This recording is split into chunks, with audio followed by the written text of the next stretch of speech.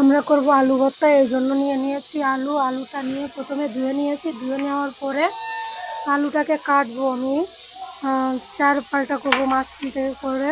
তারপরে এটাকে সিদ্ধ বসাবো, আবারও ধোবো একবার মানে সর্বপ্রথম ধুয়ে নিয়েছি, ধুয়ে নিয়ে আবার কেটেছি, কেটে আবার ধুয়ে নিয়েছি, ধুয়ে নিয়ে আবার আমি সিদ্ধ বসিয়ে দিয়েছি। তো যতক্ষণ সিদ্ধ হচ্ছে ততক্ষণ আমরা অপেক্ষা করি।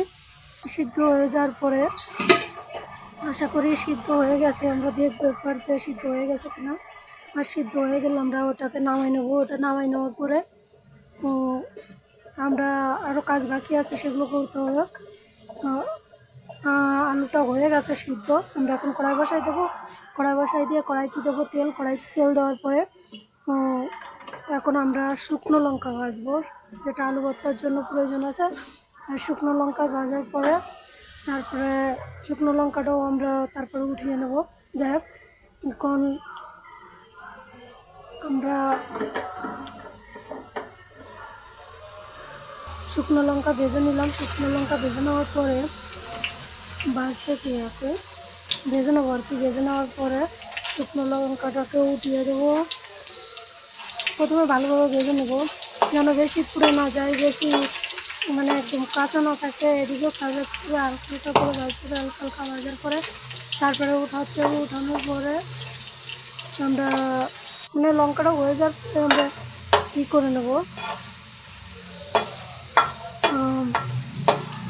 পেঁয়াজটাকে ভেজে নেব। লঙ্কা হয়ে যাওয়ার পরে আমরা পেঁয়াজটাকে ভেজে নেব।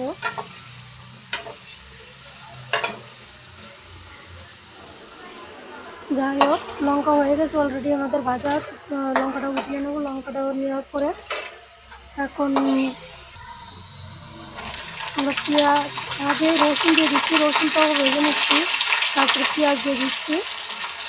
কারণ রসুনটা দিলে ভর্তাটা টেস্ট হয়, এই জন্য রসুনটা দিয়ে দিচ্ছি। রসুনটা খাওয়ানো, কারণ রসুন খাওয়াতে গায়ের ব্যথা কমে, অনেকের অনেক উপকার হয়,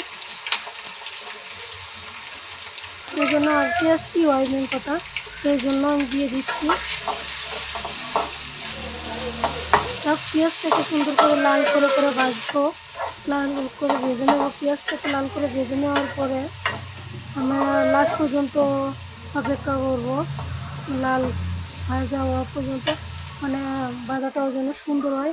কারণ ভর্তা করবো তো ভর্তা সুন্দর না হয় তাহলে ভালো লাগবে না, এই কারণে সুন্দর করে ভাজি করে নেব।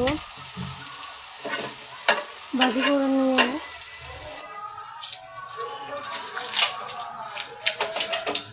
লঙ্কাটাকে আমরা ভেঙে নেব। লঙ্কাটা ভেঙে নেওয়ার পরে মানে ঘষে নেব, ঘষে খানিকটা উঠায় রাখবো। এটা কিন্তু শুকনা ভাত দিয়ে খাওয়ার জন্য, আর কারোর যদি কম হয়ে যায়, কারোর চাই সে নিয়ে কিন্তু খেতে পারবে, এটাও কিন্তু টেস্টি হয়, ভালো লাগে। তো এই জন্য যাই হোক উঠিয়ে নিলাম, আর পরিমাণ মতো রাখলাম। যদিও আমার এটা দুটো আলু ভর্তার জন্য অনেকটা বেশি হবে, তারপর আমরা একটু ঝাল বেশি খাই, তার জন্য আমি একটু ঝালটাই দিয়ে দিচ্ছি। তো যাই হোক, আলু দিয়ে দিচ্ছি। এখন আলু ভালো করে মাখিয়ে নেবো। আলু মাখানোর পরে ভালো করে তারপরে হচ্ছে সুন্দর করে এবার মাখিয়ে নেবো। আর কালারটাও দেখেন, এতটা সুন্দর কালার হচ্ছে আলু ভর্তাটা, দেখতেই তো পাচ্ছেন অনেক সুন্দর হচ্ছে, দেখেন লাস্ট মিশিং। কার কার ভালো লেগেছে, যার ভালো লেগেছে সে লাইক কমেন্ট শেয়ার করে দেবেন। আর আমার